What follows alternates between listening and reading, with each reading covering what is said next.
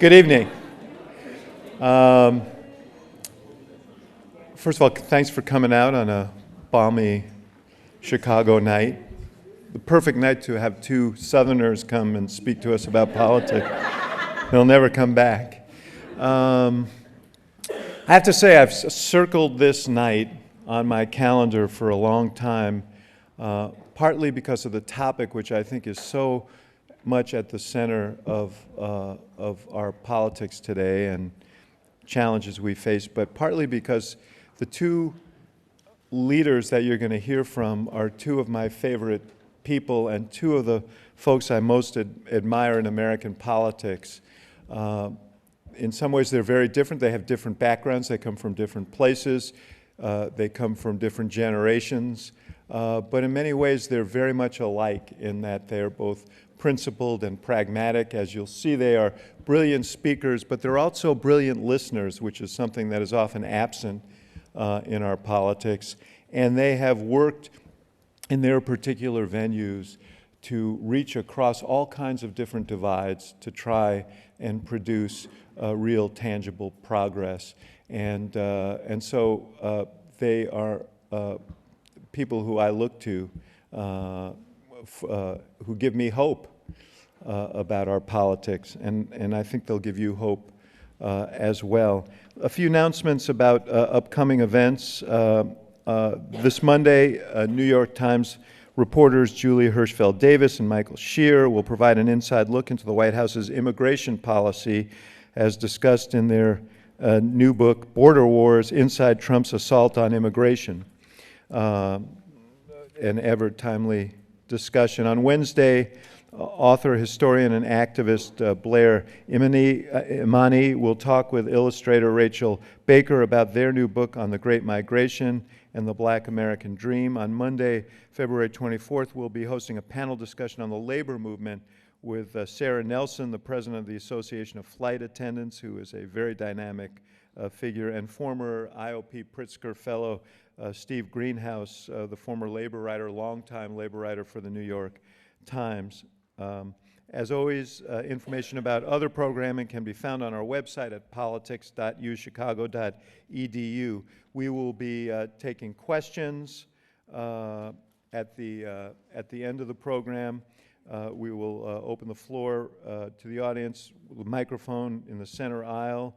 Everyone is welcome to the mic, but we will, as usual, prioritize the first three questions for students, and I would ask that we rotate men and women in asking these questions.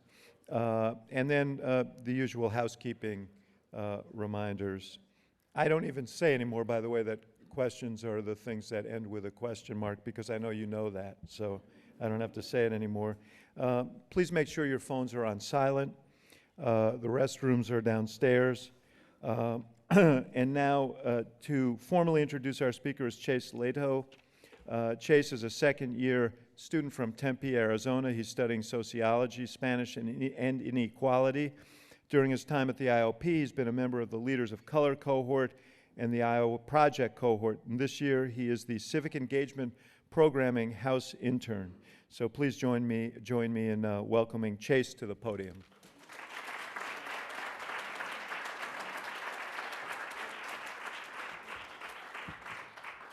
Thank you.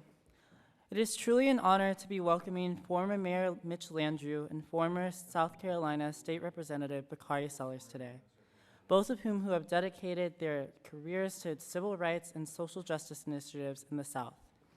Mayor Landrieu took office when the city of New Orleans was still recovering from the tragic events of Hurricane Katrina and on the verge of bankruptcy. His dynamic and determined leadership not only rebuilt the city, but has made New Orleans one of the nation's greatest comeback stories. In 2015, Mayor Landrieu gained national prominence for his powerful call to remove 4 Confederate monuments in the city, earning him several national recognitions, including being named the 2015 Public Official of the Year by Governing. After his 2 terms as mayor, he launched the E Pluribus Unum Fund with the ambitious purpose of changing the narrative around discrimination, finding common ground, and bringing more racial equity to the American South. Our moderator this evening, former Institute of Politics Pritzker Fellow Bakari Sellers, made history in 2006 by becoming the youngest member of the South Carolina State Legislature and the youngest African-American elected official in the nation. Sellers was inspired by his father, civil rights leader Cleveland Sellers, and has dedicated much of his career to civil rights activism and public service that champions progressive policies. His work has earned him several recognitions as well, including being named one of Time Magazine's 40 Under 40 in 2010 and the Roots list of the nation's 100 most influential African Americans in 2014 and 2015. The work and dedication that Mitch Landrieu and Bakari Sellers have put into issues around race, equity, violence, and economic opportunity is truly remarkable and inspiring to young advocates like myself who hope to emulate their work in civil rights and social justice in the future. Please join me in welcoming our guest, former Lieutenant Governor of Louisiana and former Mayor of New Orleans, Mitch Landrieu, and our moderator, former South Carolina State Representative Bakari Sellers.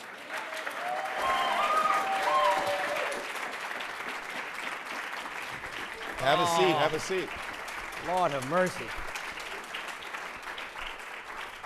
Lord have mercy. When he was doing the introduction, I hesitated a little bit. I realized he was introducing somebody who actually won their last election, not me.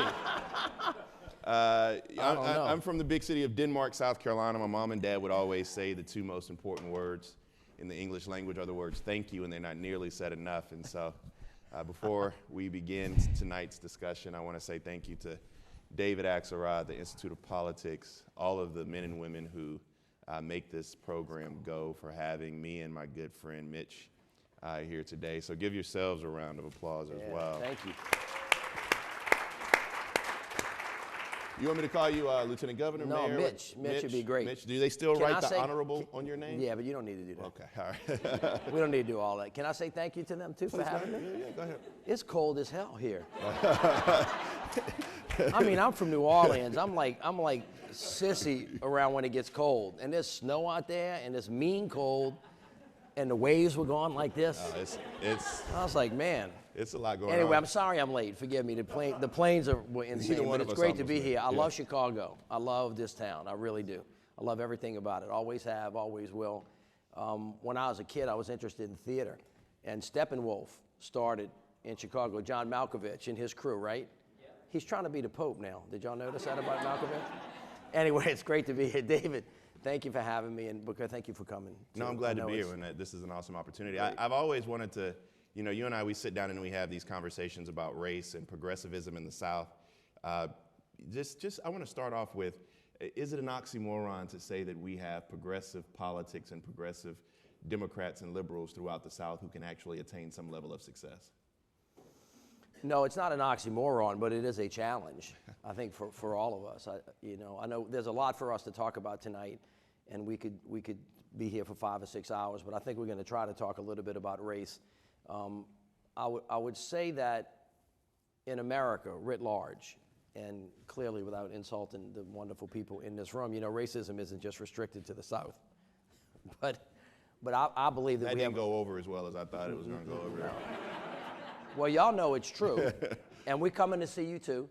But, in the South, we have in my opinion, we have a special obligation to help the country, if she's willing, and because it is absolutely necessary, to talk about this issue. It's a painful issue. People don't like to talk about race. Not at all. A. B, we don't do it very well. And C, there are a lot of people that actually think that we don't have a problem. Not one of those things that I said is okay. Because I'm 59 years old. I have been in politics for 30 years. I'm one of 9 children. I'm the father of 5. There hasn't been a moment in my life, in any of my relationships that I've had, any jobs that I've had, any groups that I've been with, where race has not played what I would consider to be a fairly significant part in how and what we did. And I just would offer to America that, you've heard this many, many times, but slavery is this nation's original sin, and racism is our Achilles heel. And as much progress as we've made in the short period of time that we've been here, because we are a very young country, which is why we need to get this right, because we're going to be living together maybe for a long, long time. And a couple hundred years is not a long time in the scope of the history of the world. that unless we get this right, we will never, ever attain what our founding fathers said that we should aspire to be. So like in the South, you'll appreciate this. You know, we have a saying that people across the country have borrowed. You can talk the talk, but at some point in time, you need to start walking the walk. Yeah, along those lines, and we understand the pain that it causes, I remind everyone that, you know, when I served in the General Assembly, when I wanted to take a deep breath, I went outside and did so under the auspices of the Confederate flag.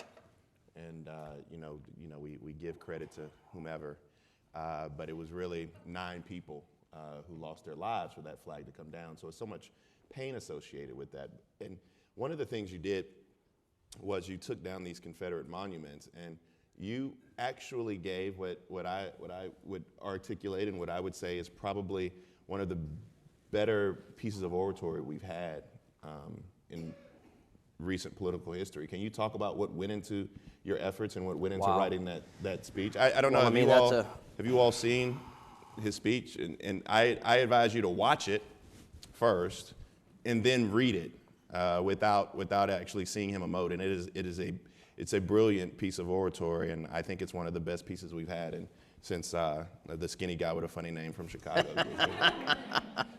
So please. Who I love, but that story is not a short story, and it's not something that can be told in isolation. I certainly didn't take those monuments down by myself. There have been many people since from the moment they were put up back in the late 1890s, all the way up until the moment that I took them down, that tried and lost a lot of freedom and liberty to try to do that. There were a number of other mayors that worked hard to try to do it, a lot of community activists that tried to do it, and it was a complete communal effort, not only in the moment that we took them down, but in the history of us taking them down as well. So I want to make sure that that's put in proper context. And so to the extent that there's credit to be given for that, it belongs to the entire community of a lot of people whose shoulders we stood on, whose names are too long for me to call, but the whole long list of people that we've talked about. The second thing I would say about it is that, my dad in 1960 was a state legislator, a poor kid from the city that grew up across the street from the cemetery in a house that was really 18 feet wide and about 60 feet deep, who, when he was 29 years old, voted against. He was one of 2 legislators in the Deep South in 1960 that voted against a segregationist governor, whose name was Jimmy Davis, but you should just as soon hear Bull Connor, or George Wallace. It was that way. He took the Confederate flag down in 1968 in the city council chamber in New Orleans when he was a city council member. So this has been a part of our history for a long time, because when I got elected mayor of the city of New Orleans after having served as lieutenant governor and in the legislature 4 terms, my political existence would not have been a reality without the African American community. It just wouldn't be possible. And when I was blessed enough to become the mayor of the city was 62% African American, and as you may recall, I took office 5 years after Katrina devastated the city and killed 1,800 of our brothers and sisters, hurt 500,000 homes, destroyed 250,000, and really pretty much wiped us out. And we had to rebuild the city, and we were in the process of literally structurally reconstructing the city. Now, Luther Vandross, who's like one of my favorite singers, I say one because Whitney Houston's my favorite, sang a song called "A House Is Not a Home." And essentially the message of that, and you know that, is that it's the soul of the city that matters, not just the physical structures. So as we were building the city back, we were really thinking about, well, we weren't putting it back like it was, because it wasn't great the night before the storm hit. I mean, we had a long history of great stuff and a long history of really bad stuff. And as we were thinking through that and how to physically rebuild the schools and the hospitals and the airports and all of that stuff, mayors really care about how cities look, because how they're built really informs who they are. Architecturally, physically, the colors, the space. Every mayor in America thinks about this, but you should think about, if you want to build your physical space back, do you want it to be inviting, or do you want it to be exclusive? And in that regard, what happened to me, the idea was not mine. It came to me through, you may know Wynton Marsalis. Do y'all know Wynton? So Wynton and I grew up together, and we were chit-chatting because I was asking him to help me curate the 300th anniversary of New Orleans. This conversation is taking place in 2014. The 300th anniversary is in 2018. So 4 years and this was 2 years before AME, went and says to me, look, I'll help you figure out how to lead the city into the future. He said, but you need to do something for me. And I said, well, what do you mean? He says, you need to take down the Confederate monuments. And I was like, have you lost your damn mind? And he said, no. He said, hear me out. Now, we're just two friends talking. And he said, have you ever thought about them? And honestly, I was embarrassed, given even my family's history in what we've done. I said, I really walk by him every day and I don't think about him. He goes, well, that's the problem. And he said, do you know who put them up? I said, nope. He goes, you know how they got there? I said, nope. He goes, do you know when they got there? I said, nope. He said, do you know Louis Armstrong left this city because of those monuments? Now, when he said that to me, I really felt about this big, because I had given a speech years before in my inauguration speech for Lieutenant Governor about the New South, and had been imbibed in this sense of the New South ought to be a South where diversity is a strength, not a weakness, where really it's all of us coming together.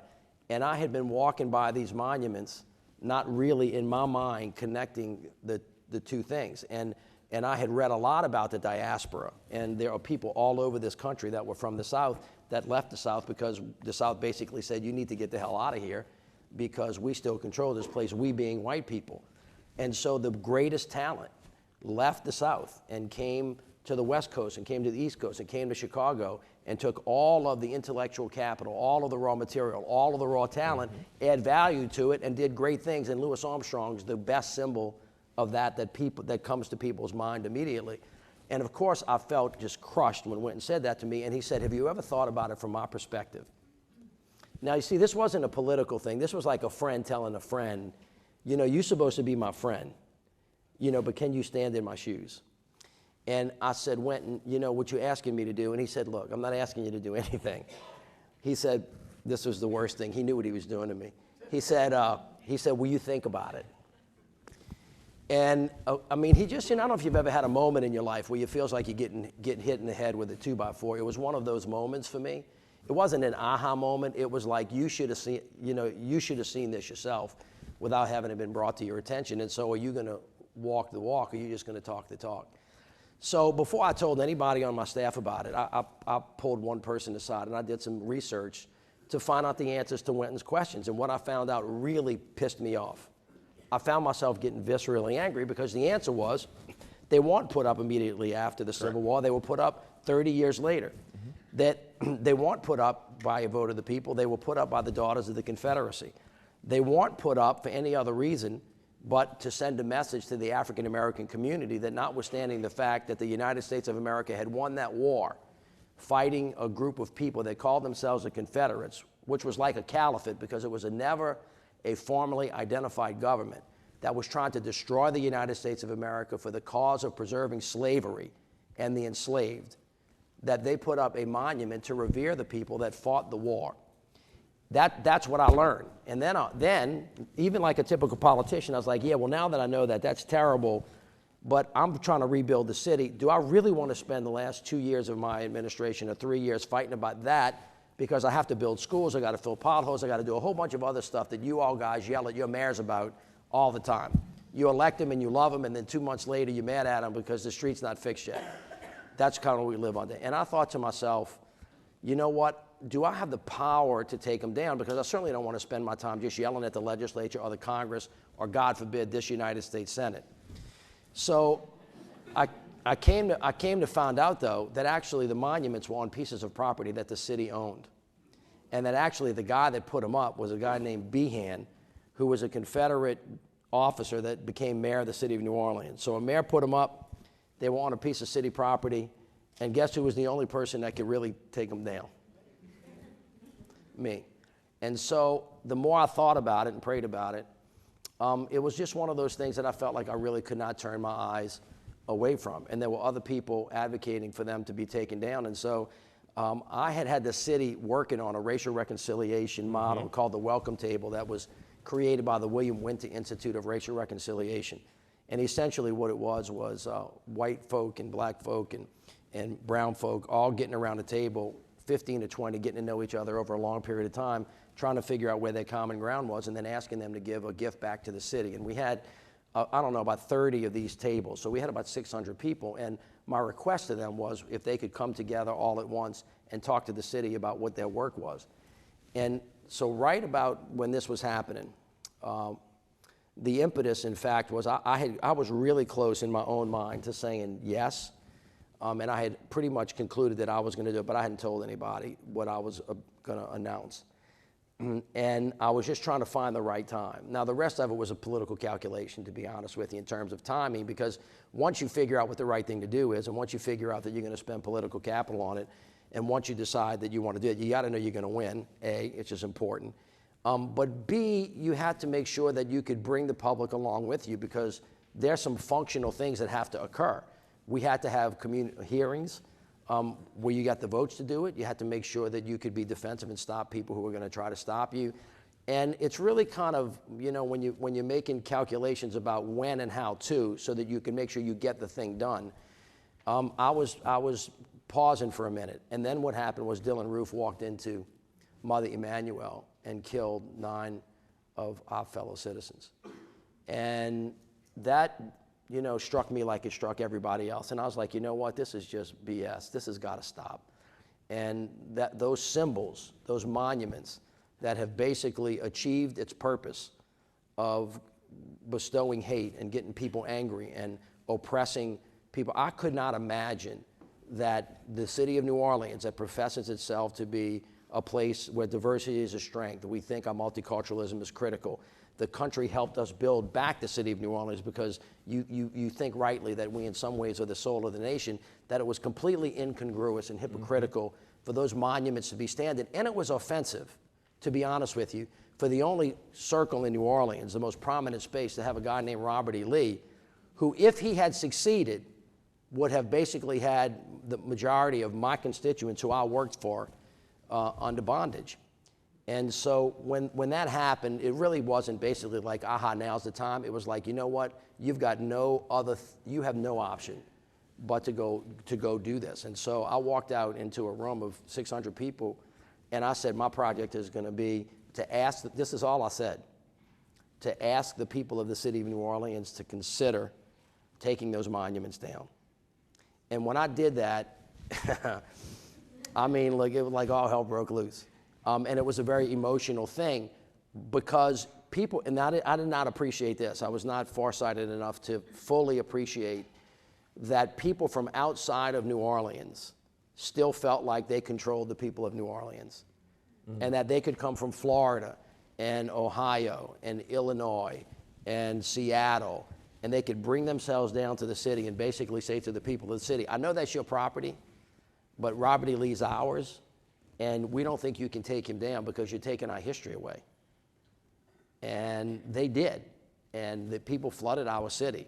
It was pretty clear to me that the majority of the people of the city were not only okay with taking them down, but wanted to take them down, but the process was hard. It took us about a year and a half. Every kind of lawsuit that could be filed was filed. 7 lawsuits, 13 judges. They took us to the legislature to try to get the legislature to stop us. They went to Congress. They petitioned President Trump, who in one of his rare moments of not getting involved in things that he shouldn't be involved in, decided not to partake. And eventually we physically had to take the monuments down. But it was after a tremendous amount of anxiety, and nobody got hurt. Charlottesville came after New Orleans. So unfortunately, with the death of Heather Heyer, you saw what it could potentially look like if those situations get out of control, because it did in Charlottesville. But in New Orleans, we had massive protests on both sides. We had to simultaneously protect people's First Amendment rights, and by the way, Second Amendment rights. People showed up packing. No, they really were. And when you did it at night, too. And well, we did 3 of them at night, and we did 1 of them during the day. And the reason we did them at night was not because we were afraid. People said, you're afraid to take them down. I said, well, we actually told the whole world we were taking them down. And you know they're coming down, so we're not afraid. But the reason was because there were serious threats that were made that we thought, based on security recommendations from the highest levels of your government, that were really imminent. And it was easier, you know, to do it at night to protect the safety of the people, because there had been death threats to everybody that was involved in it. As a matter of fact, the people that took him down had to wear masks to maintain anonymity. The first contractor that we tried to hire had his car firebombed. You know, So it was not an easy thing. But just to end this long story, we eventually We're gonna got go to all commercial we, in a minute. we eventually got all 4 of them down. It was a painful process. It was much harder than it should have been. It was the absolute right thing to do, not only for the city of New Orleans, but for the country. And the bottom line was, it is evidently still hard in our country to acknowledge the very simple fact that I don't think is debatable, is that the Confederacy was on the wrong side of history, that they fought the Civil War in an effort to destroy the country for the purpose of preserving slavery.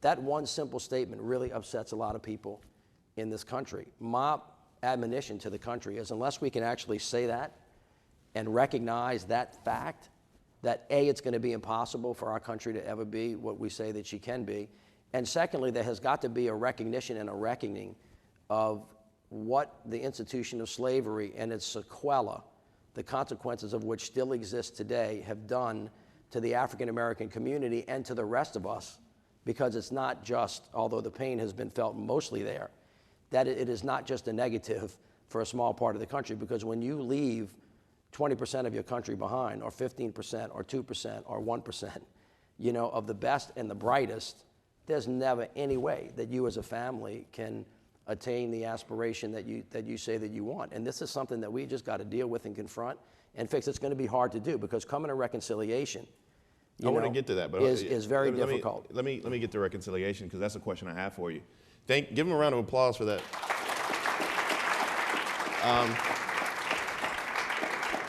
And you educated me here. I thought that slavery was about economics and stuff, right? So it was about some people's economics. You said, yeah, exactly.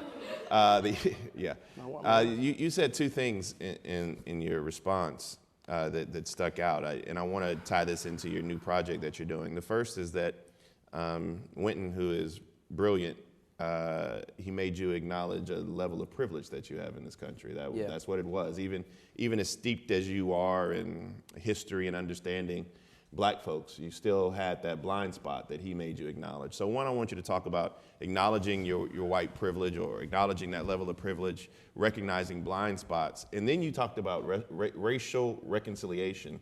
And I want you to talk about it in the context of what you're doing now with your work. Well, first of all, white people get really nervous. They get really when nervous. You say when you talk about race. Them now, actually. White people get nervous, and brown and black people really don't know how to do this in a way that can create reconciliation. Now, I want to talk about that more, but I want to talk about white privilege for a second, and reparations, and all these trigger words that get people freaked out, which is why we have to start talking about how to talk about it. That's kind of the first thing. You know, white privilege, when I ask white people, do they have white privilege? They go, no, I don't have white privilege. You know, I was born this way. I said, yeah. I was like, yeah, right. And I earned everything that I have in my life, and you know, I don't know why people are trying to take my stuff, basically. And you go, well, you know, let me kind of work with you a little bit. This happened in Tallulah, which is a little town in North Louisiana, which is right in the Delta, if any you know where it is. It's like where Arkansas and Mississippi and Louisiana meet, and the Delta is a region just like Appalachia is a region, you know? And people have tribes like y'all do in Chicago, like White Sox, you know, Cubs, that kind of stuff. And I asked this lady once, I said, it was a white lady, I said, you know, do you think you benefit from white privilege? She goes, oh, I do not. And she told me what I just told you a minute ago. I said, well, let me ask you a question. I said, you got a kid? She goes, yeah. I said, he's a teenager? I said, yeah. I said, when you and your husband go out to dinner and you leave your kid at home and he has a party, his friends come over, they drinking, they smoking a little weed maybe. I said, I'm not trying to say your son does bad stuff, but if he did. I said, and neighbors called the police on him and the police came, what would they do? And she said, well, Irving. I said, is Irving the police chief? She goes, yes. He would call me.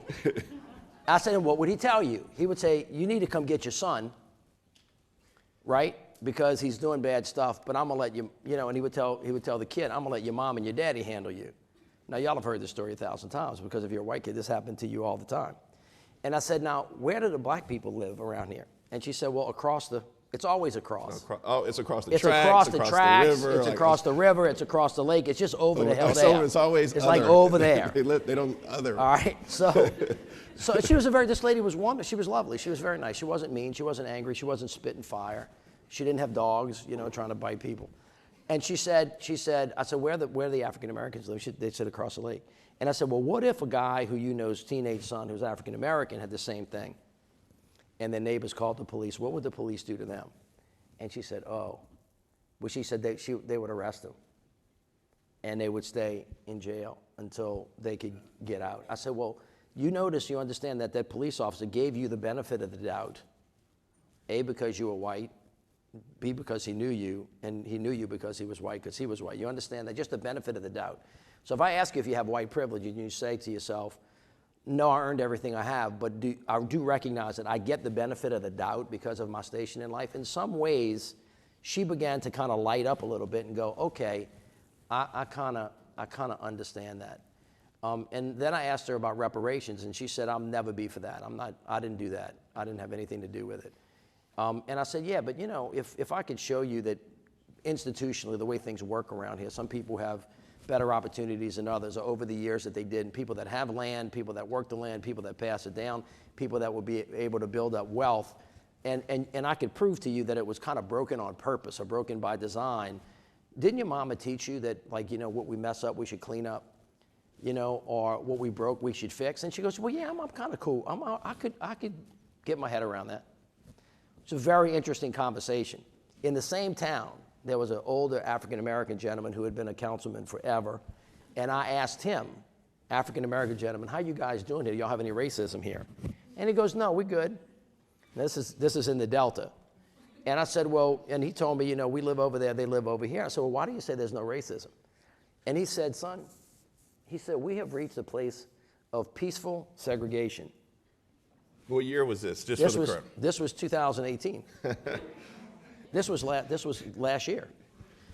Because we've been traveling across the South to segue into what you asked. So when I finished being mayor of the city of New Orleans, and I had finished 30 years of kind of just being in the middle of it, rushing, I thought to myself, you know what? After that monument thing that I went through, the one thing that I misread, that I'm mad at myself about, is I really thought the city and the country were ready, especially after AME and Mother Emanuel, that the country would go, okay, we can't do this anymore.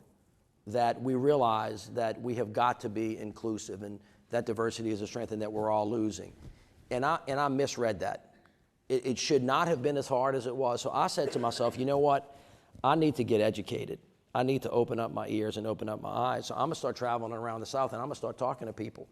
When you're the mayor, you got 1,000 things going on. Everybody's yelling at you. You can't do anything right. Even my mama would call me during the day and yell at me about, potholes. So I would be like, okay, I need to get some distance. And so I put a team of people together, and under the auspices of the Emerson Collective, we began traveling around the South. And in the last 13 months, we've interviewed 850 people, individuals, half-an-hour conversations, one-on-one, our team and you asking about this to see if we could find common ground. Now, the immediate history that prompted this was the 1972 Southern Strategy that was created by Lee Atwater. South Carolinian, good South Carolina guy. South Carolinian, who on his deathbed basically said, that was not, I want to say that I'm sorry for that. All the students in here know the Southern Strategy, Lee Atwater. All right, so there were other people that are currently involved in politics now that were actually involved in that back in the day. Yeah. Manafort, all those guys, they were around back then. They were 22, 23 years old. You remember John McCain had the black baby in South Carolina? Yeah, y'all remember that? Yeah.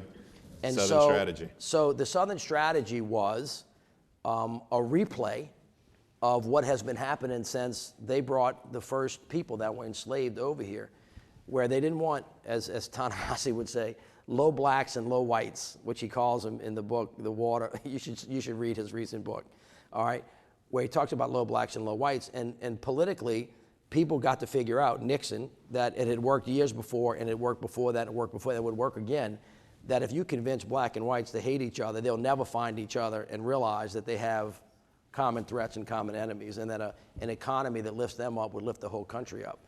And they basically set about coming up with a strategy to actually, separate people. And I wanted to try to find out, because I actually believe, whether people can't see it or hear it or know it, I know it, that we have more in common and that we're better together.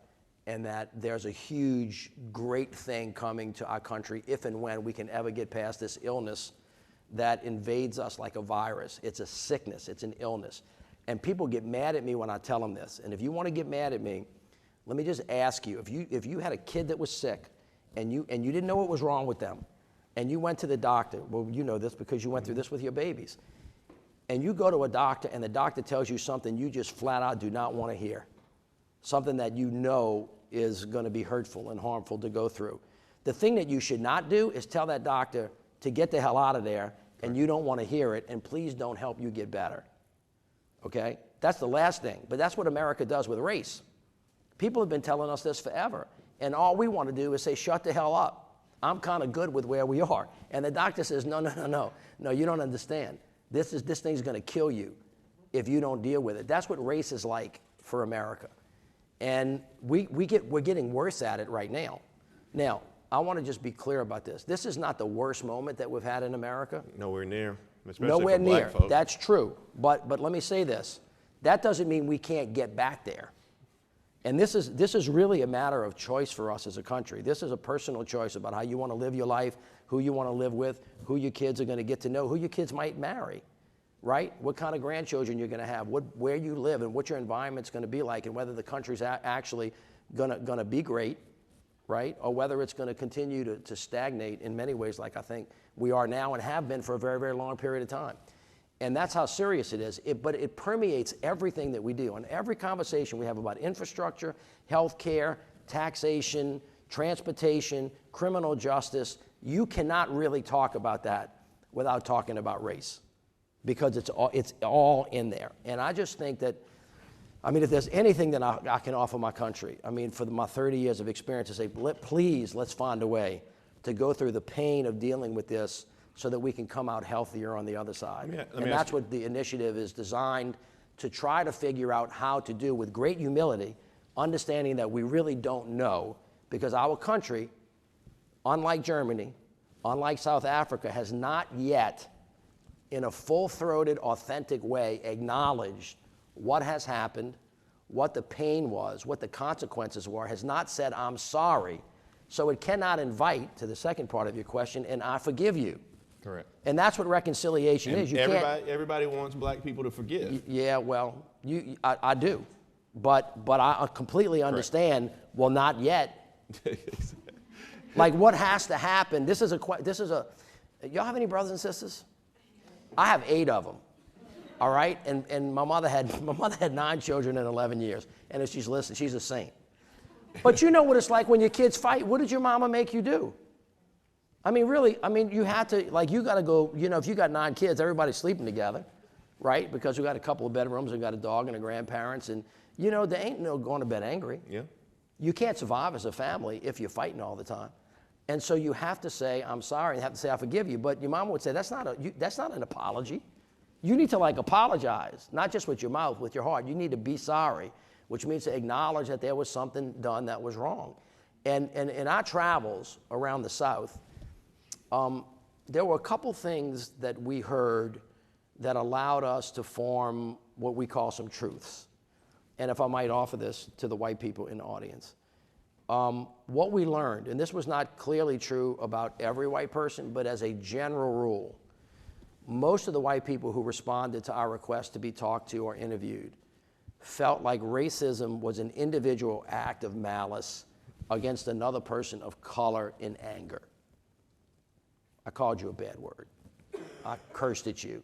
I cut in line. I took something away from you. It's a personal thing.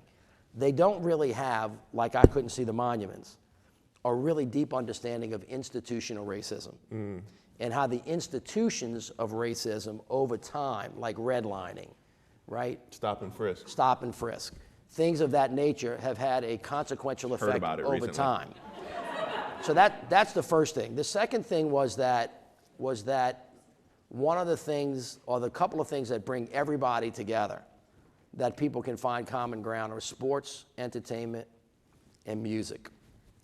The idea of reparations bothered every white person that we talked about, liberal and conservative, beyond belief. And some African Americans too, because that idea in the public's mind right now doesn't represent institutional reform, and it refers to a direct payment. Yeah. White privilege really upset white people in that conversation because they don't fully understand or appreciate what it is. They feel it is an accusation. So we kind of figured after we worked, we have a lot of work to do. I clearly think, like John Lewis would admonish both me and you, we have, and as with President Obama, you can't say we haven't made great progress. But it is absolutely true that we have a very, very, very long way to go. And America has not come close to achieving her potential because we cripple each other because of this issue. And it just requires, it's going to require, as my grandma would say, a lot more elbow grease. Before we get to Q&A, because they queued me up over there, I'm reminded of Stokely Carmichael, who was my dad's best friend back in SNCC, and I get called the N-word probably more than any of you all can imagine, just from having to carry David's water on TV. Stokely would always say, people always look at me, they're like, that doesn't get you down, that doesn't bother you? And I always say, no, that doesn't bother me at all. Because Stokely Carmichael defined racism as this, if people are looking for the definition. If someone wants to lynch me, then that's their problem. But if you have the power to lynch me, then that's my problem. People need to understand that racism is not an individual act, as you said it, but a social construct, a power construct. And so when we're talking about disabling racism in our systems, that's what we're talking about. The last question I have to ask you before we get to 3 questions from students. Can I say something about that before you do it? Yeah, sure. So we wrote a report about this. I would commend it to you for your review. It was very insightful. It's called Divided by Design, and you can find it at theunumfund.org. But the reason we said it was divided by design is because our conclusion was that we are the way we are because we designed it this way.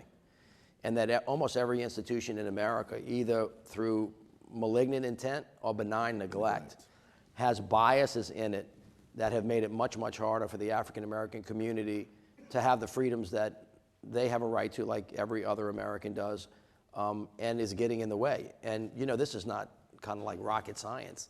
If you want to incent people to do better, you kind of have to, forgive the word, but unleash them. I mean, like in a real way. That's a horrible pun. Right, exactly. I mean, but it is not an inaccurate one, because many of the institutions continue to make it harder for people to do well rather than easier, and which is really interesting to me about conservatives, because when you're talking to conservatives, they go, we have to get rid of regulations so that we can be free. That's what they say. So when you go, well, okay, well, why don't we unburden the people of America by redesigning the institutions so that they can be incented, right, and given just the freedom to do what it is that is their basic right anyway.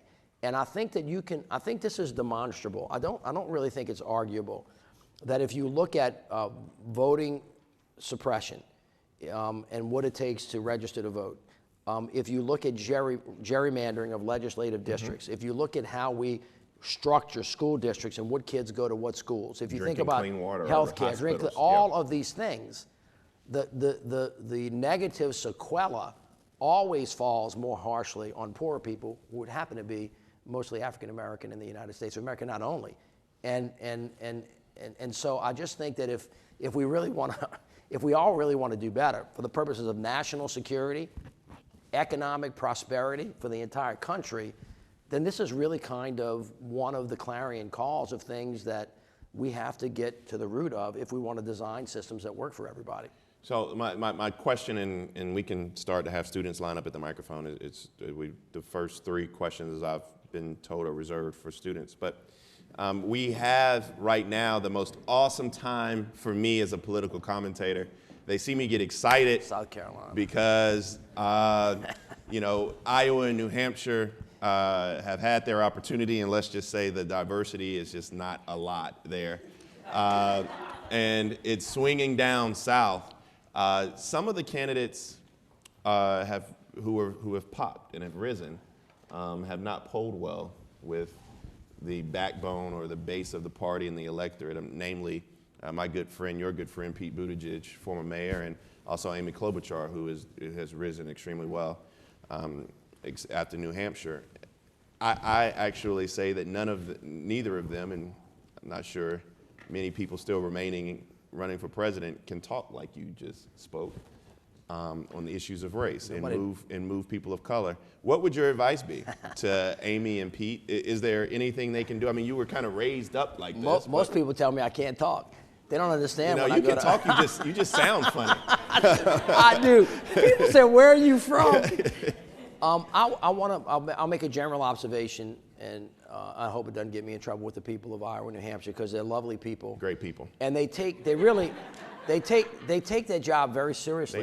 They do. They really spend a lot of time on it, and they consider themselves to be doing a favor for the nation. And we would not have Barack Obama without the great people of Iowa. And in many ways they do, but that does not really address the substance of the institutional design and what it produces. So actually this makes my point about being designed this way through maybe benign neglect.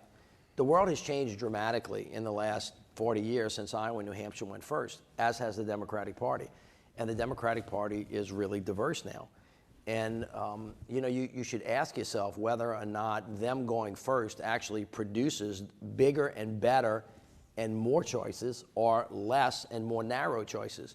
Well, the answer is really clear. We just saw what happened. Kamala and Corey, Julian Castro, all of the candidates of color, and a lot of the white candidates that really kind of were open to this, are now, just because, it's simply because of timing and the way pundits like David beat people to death who don't win and say you're done, right? That has more to do with, did you get there first and can you raise money, as opposed to, are you really supported by the kind of people that are going to vote in the general election? And so what you see now is a very narrow field, and now you have two really smart, qualified people, and Amy Klobuchar and Pete Buttigieg, who are going like, well, why can't I get any black votes? I mean, I don't understand.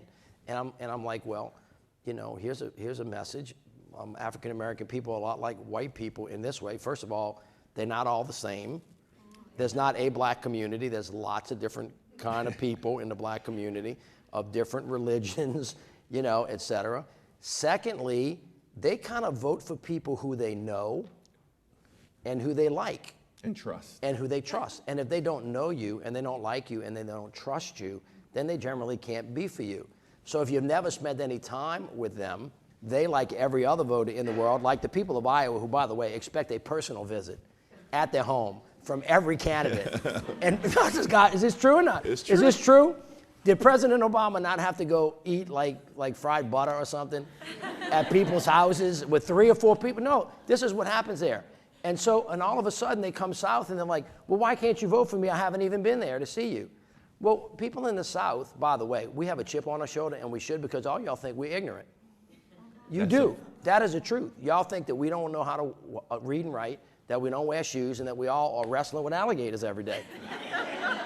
We do wrestle with alligators, that's true. And alligators, they do taste good. And they taste good, too. We kill alligators. It's actually pretty good. But we actually do go to school, and we get degrees, and we are smart, and we believe in faith and family and country. The same thing everybody else in the damn country believes, but for some reason, y'all think that we the Clampetts.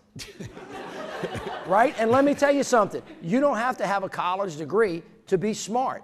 Some of the smartest people in the world, it's called common sense PhDs, right, know what the heck they're doing. And that's one of the challenges that we have in this country with elitism. There's some fantastic people. So I would say, and I just wrote a piece that got published in CNN that said, if you come in South, you kind of need to get your groove on. You got to come spend some time with us. First thing you need to do is respect us. Amen. And if you respect us, we'll respect you back, because people in the South are very lovely.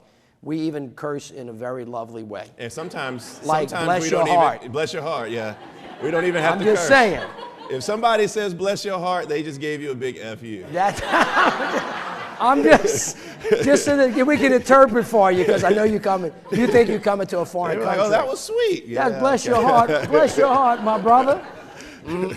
So anyway, that's the first thing. The second thing is that you got to come real, because the one thing, I don't know if for people in the African American community, you'll understand this, and maybe some of the white people will, but it is a common colloquialism to say, you feel me?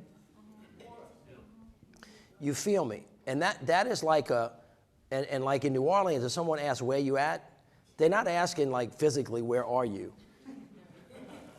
You understand? Like, where you at, man? They're like, where are you? What are we doing? It's a very, they can smell you like real quick. And inauthentic people that come into the South and try to play the people of the South, I mean, we go like, that's an issue. And by the way, it's not just about race. No. Because there are some folks of color that might come in from another part of the country that may come down there and think, well, just because you coming into our territory, they're gonna like it. They go, no, you didn't grow up in the same kind of neighborhood. So lots of candidates have had to deal with this stuff. So I would just say, come real. If you come into the South and you're talking on the Democratic side, talk about the things that really matter to people. People want a good job. Everybody wants to work hard, and nobody thinks they ought to have to work 3 jobs in order to pay one, to live, so that you don't have any quality of life with your kids. This was universally true, by the way, for white working class people and African Americans. Everybody wants to work hard. But you know what? Everybody wants an opportunity. And people in the South, all these people that we interviewed, a little girl, a young lady, she was a junior in high school in Louisville, Kentucky, said to me, Mr. Mayor, out here, she said, talent is equally distributed at birth, but opportunity never finds its way to us. Now, this came from a 16-year-old. And so these kids start feeling like, where's my opportunity? I did everything everybody asked me to do. You have to speak directly to them about what is the pathway to unity and communion in this country in real sense. Yeah. And by the way, the other thing too is the African American community and people in the South are worried about criminal justice reform. But they're worried about racism, but they're also worried about how I'm gonna make $1. Exactly. How am I going to get a piece of having investments in the companies that we want to start? How, if I'm trying to procure services from the government, can the bonding requirements in terms of me being able to stand up my business, how does that really work?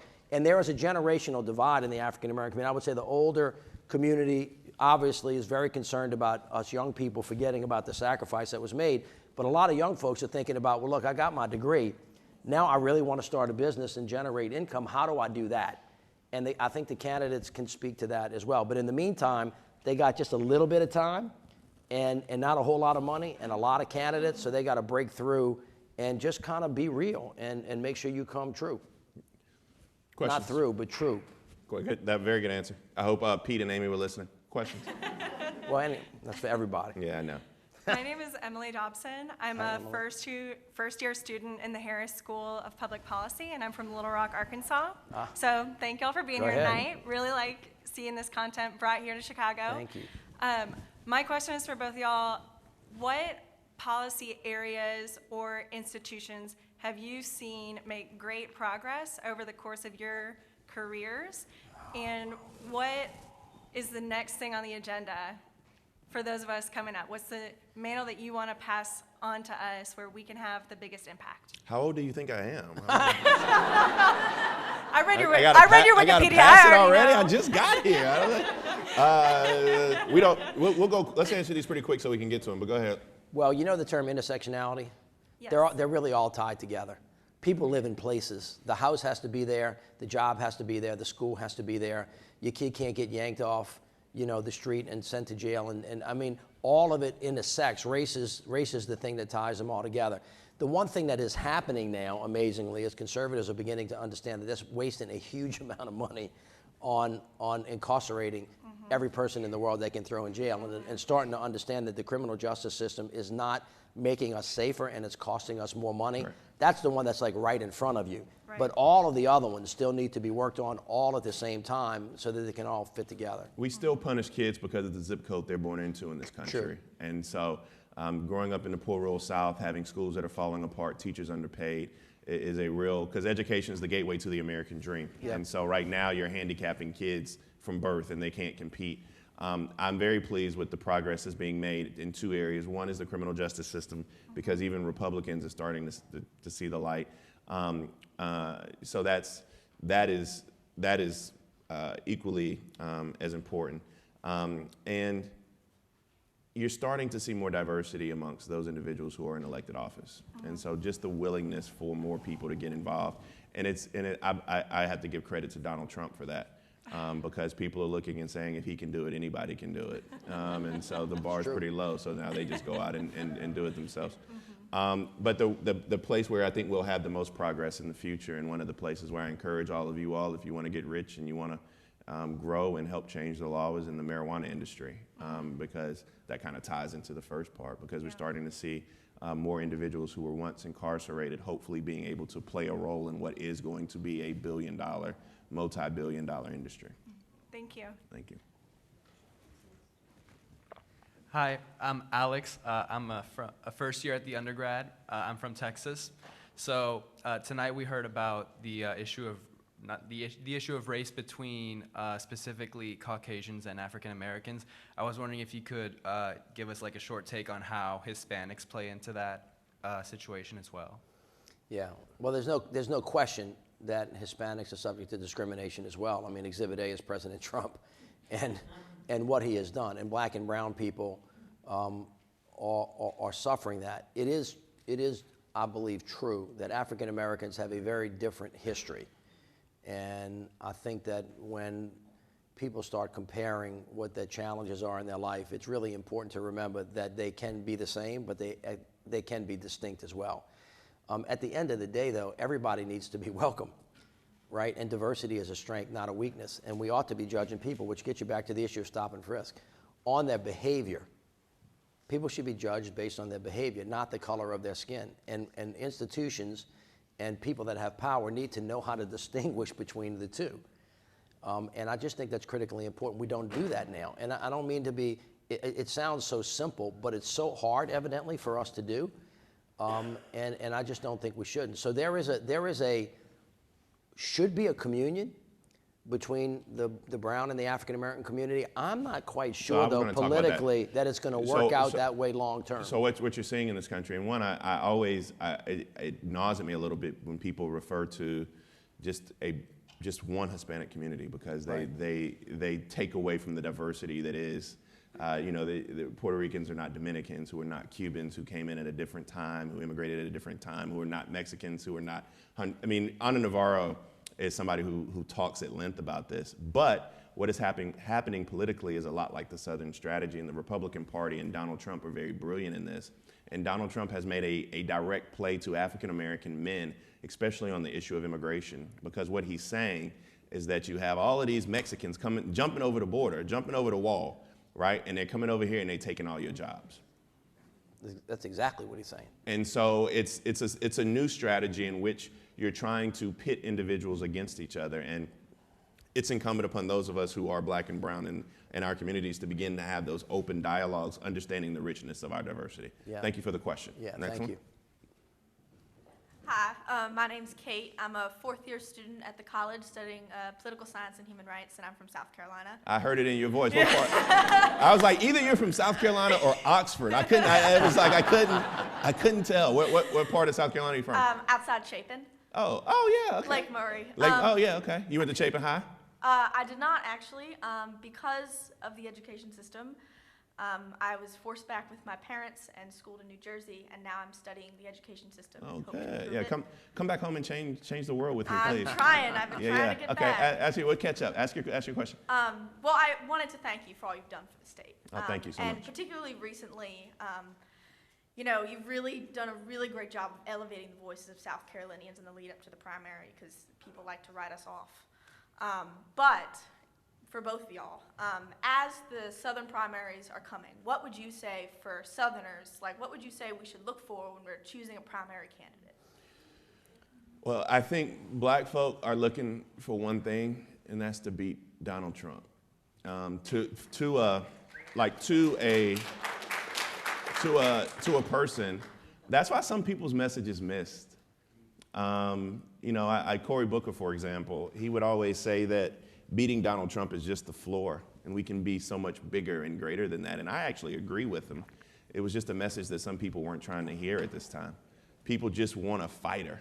They want somebody to go toe-to-toe. And the reason being is, I said this the other night on TV, when all the prosecutors were quitting after the Roger Stone kind of debacle. And my good friend Jennifer Granholm, she was beside me and she said, I want people to be angry. And you said, I thought about it and I said, you know what, I don't think people are angry at all, especially people in the South and black folk in the South. I think people are tired. And I think that there's so much desperation and despair. And I think that Trump feeds off that. And so I would say, find somebody. Unfortunately, Democrats, you know what the saying is, we like to fall in love, Republicans fall in line. But I think you need to find somebody, fall in love pretty quick, make them move you here so you go out and work a little bit more. Ain't nobody Barack Obama in this race. And stop looking for it and stop comparing the people. And then go out and try to reincite some of that hope in people. Yeah, I have a couple of strong thoughts about this. After 30 years in office, the overriding thing that you think about is, I want to get something done. And sometimes you get what you want, and sometimes you take what you need. And they're different things, because you can't always have what you want. And as a legislator, it was easy for me to go bellyache about what I wanted, because I was just an advocate. When I was the mayor, I had to deliver, which means you have to compromise, and you have to be practical, and you have to ask yourself, how am I going to get there first? Because here is one sacrosanct rule that nobody has ever been able to controvert. If you do not win, you cannot govern. If you don't win, you can't govern. And so we have to, that's A. And B, it's nice to talk about all the things that we want and all the things that we aspire to, but if you don't stop Trump, whenever a Democrat gets elected, we're going to have that much further to go. So the most important thing is to stop him and to beat him. Now, even if for the next 3 years we just stabilize the country and take a deep breath and then put people back in the government that are competent, that are honest, that believe in America, then the chances for us having a better future together are much, much greater. If we don't beat him, then I think that he's pretty much demonstrated this past week where he's gone. And I don't think the country really is in a position to do that. So I would tell people to be very practical, to vote for the person that you think can beat him, and whoever gets the nomination, to go out and work your fingers to the bone to make sure that you stop him first, and then we'll figure and frisk him. Wouldn't that be a sight for sore eyes? Next Don't question. even, just take that thought out of your mind. Thank you. So we'll get to the next question. Thank you so much, Ms. Chapin. Thank you. Somebody tell me who's got better barbecue, Memphis or South Carolina? Don't be disrespectful like that. Or Arkansas? Hi, I'm Caleb Harrod. I'm from Abbeville, Mississippi. I went to the University of Mississippi. I worked with the William Winter Institute. Did you? Susan Glisson says Yeah, she's hello. beautiful. Love her. One of the things that is near and dear to my heart is doing that welcome table model in communities. So you know. I've seen it. I've worked in Sumner with them when they were doing some of that work. And one of the things that, as I was hearing you speak, and this is a question for both of you all, is wondering about moving that welcome table model and moving to a truth and reconciliation process to scale in the state. And I was wondering if you all had ideas about how that could happen. Well, first of all, this model, if y'all don't know about it, you can go look on the William Winter Institute and see it's called the Welcome Table. William Winter was a governor of Mississippi. He was a white guy. He served, and by the way, back in the day, there was a chance that the South was not going to go in the direction that he went in. You had white guys like my dad, William Winter, you had Jimmy Carter. At the time, Dr. King, John Lewis, there were a whole bunch of people. The next generation was Bill Clinton, Ray Mabus, a whole bunch of other folks that were, and the South was trending into how are we going to get into Dick Riley. And Dick Riley and lots of other folks.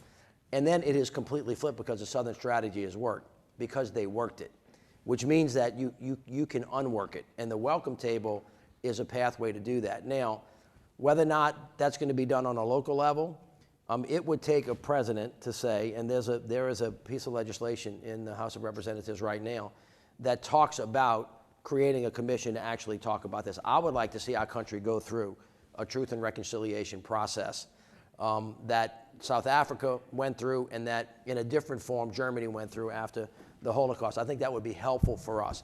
The welcome table is an invitation for people who are different to sit at a table and to get to know each other and like each other. And I believe that if we're going to get to it, it's got to be at least executed on a micro level. Whether or not that's got to be by federal mandate or whether states have to adopt it is a different, issue that we can talk about. But I absolutely believe that it can work because that model has worked. I know that it's worked in Mississippi to a certain extent, although you have a very long way to go. And we saw some success in New Orleans as well. I'm going to let him have that one. Good question. Thank you so much. Hi, I'm Kate. I'm from Dallas, Texas, and I'm a fourth-year student here. I was just We thinking got all the Southerners at University of Chicago. Come on, it's our Well, birthday. ask her. Wait. Before Kate, you think that Texas is in the South?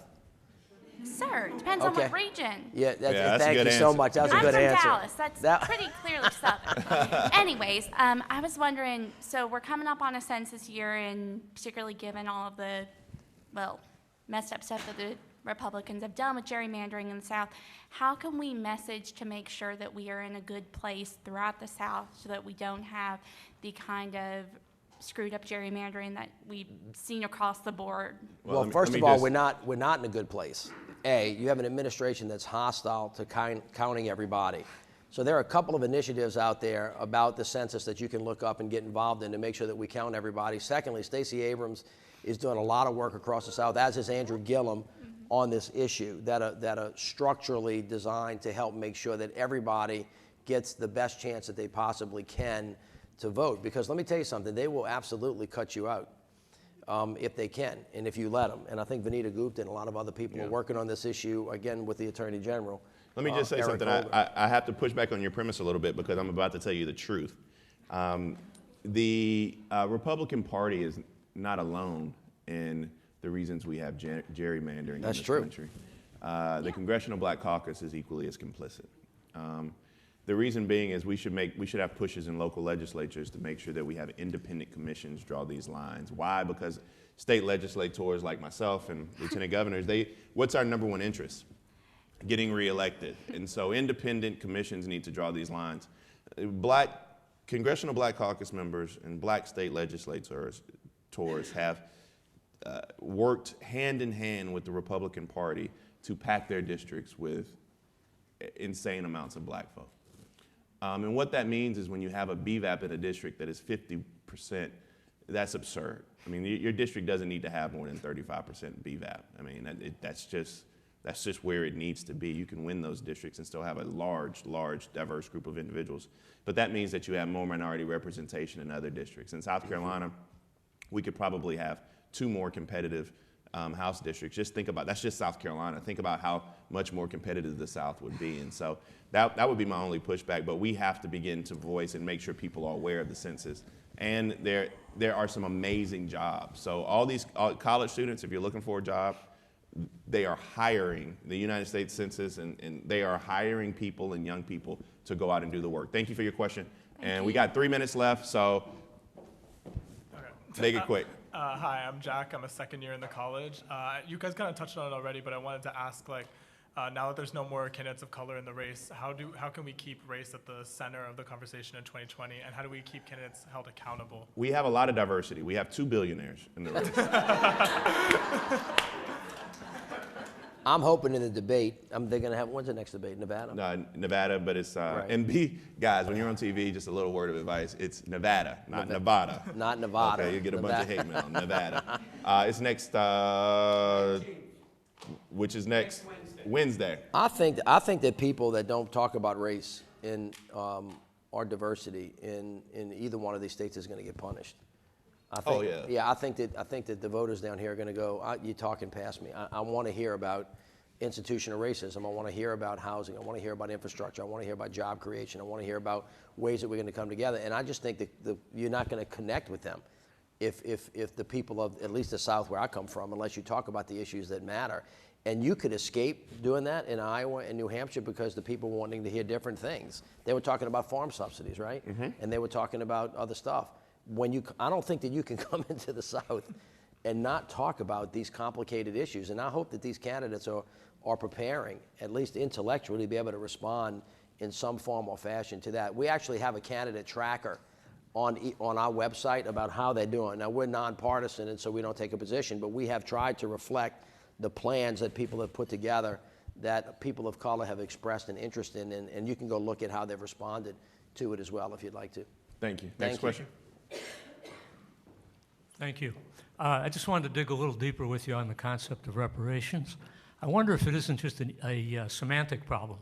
If you set up $1 billion fund and say, I'm going to write a check to all the descendants of people who were slaves in this country, you're going to have a big problem. Correct. But if you say, I'm going to take that same $1 billion and set up an economic opportunity fund, and the people principally able to get those scholarships or whatever are going to be the descendants of slaves, then people can say, great, let's do it.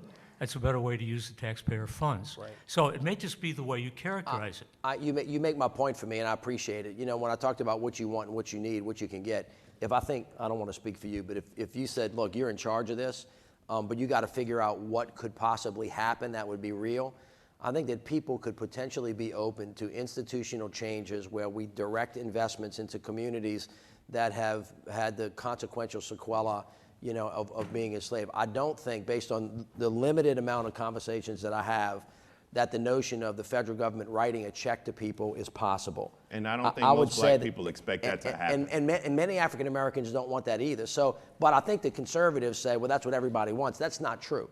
Most African Americans that I have talked to about this issue that care to speak about it, and it's not everybody, say that's not what we want. I tell you what they do want, which is universally true. They would like an acknowledgement that what happened was really bad and was wrong, because the community does not feel like they even got that. And I think that, you know, that's not hard to do. It shouldn't be hard for us as a country to do, because it happens to be the blatant truth that you can't deny. I'm gonna break a rule and have both of you ask your question at the same time, so And we then can we'll be try to answer. done. I don't have a question. Oh, are you Are you protecting stopping the microphone? everybody? Oh, you're the last question, so this has to be like Oprah-esque. I don't know. I'm Jerica. I'm from Baton Rouge, and I'm really interested in the brain drain that you talked about earlier that happens in the South. I was wondering, what do you think can be done to retain talent? I've been in Chicago 4 years, and I hated that I had to leave, but I feel like there just was no option, and I would love to figure out how to retain people so they're not going and being successful other places, and that the South can thrive, in Louisiana specifically. Well, I think, and I'll speak about Louisiana, you can speak about South Carolina, but in places that have lots of natural resources, it is common for them not to really build their knowledge base, their intellectual capital. Now, some of this is related to race, and some of it is just the way people behave when, for example, you are living off of oil and gas revenues, and et cetera, et cetera. And so this is a common phenomena that's happened in countries all around the world. Essentially, what Louisiana has done is sent all of our intellectual capital, all of our creative talent, and all of our knowledge away. Mm-hmm. That's what we have done. And I mean, that's just like insane. And so what you want to do is attract it back, and you do that the way it's not complicated, it's just hard. You have to invest in human capital. You have to have good schools. You have to have access to jobs, right? You have to have all of those things. You have to have people that are healthy and people that are smart. That's what works. And that's why many people have left, both white and black. There is a particular sequelae for African Americans that felt very uncomfortable staying in the South that left. I mean, we're talking millions and millions of people. James Baldwin talks about the reason he went to Paris. Well, exactly. Is because he didn't feel safe, and it was hard for him to write when you had to live under the fear and threat of death anytime you turned your back on the Union. Let me just say, I'm from Denmark, and let me just tell you, kind of, so you understand this, but everybody else, I want to understand the question she's asking, tie it into Mitch. I live in what's called a food desert. You know what that means? Yeah. Like we have one grocery store. We don't have healthy options, right? So what does that mean? That means that I live in also what's called a stroke belt, where we have a very high incidence of people with preventable diseases. You can literally pinpoint on the map, and the Medical University of South Carolina has done this work, where we have some of the highest instances of amputations in the entire world, right? So you have a very unhealthy community. I also live in what's called the Quarter of Shame. The Quarter of Shame is where, since the remnants of slavery and Reconstruction, et cetera, black kids go to school in schools that are literally falling apart. Like my primary school kids go to school in trailers. They have to walk through the mud when it rains. This isn't, I mean, they're like the little people. And, for them growing up, this is a normal for them. They don't think that anything is wrong with that. My closest hospital is either Orangeburg or Walterboro. So it's either 30 or 45 minutes away. So that means if you have a heart attack, you probably will die. We didn't expand Medicaid in South Carolina, talking about how politics and power is an overlay to the systems that you live in. And so why at 35 years of age would I choose to raise my family there? Then you layer on the top of that I pay $2,400 a month in student loans, right? Because this country told me to go out and get all these damn degrees. And I did everything they wanted me to do. Now I have to pay them back. And so there's nothing there for me there's no job for me to have to be able. So this is the system, this is the ecosystem that you created in the poor rural South, particularly for black folk, but many times for all of us. And so what the governor and mayor and I are saying is that in dealing with these issues of race in this country, we first have to have an acknowledgement, then we can have a forgiveness, and then together we have to deconstruct these systems and rebuild them in the image of what America should be. With that, I say thank you and God bless you all. Thank you.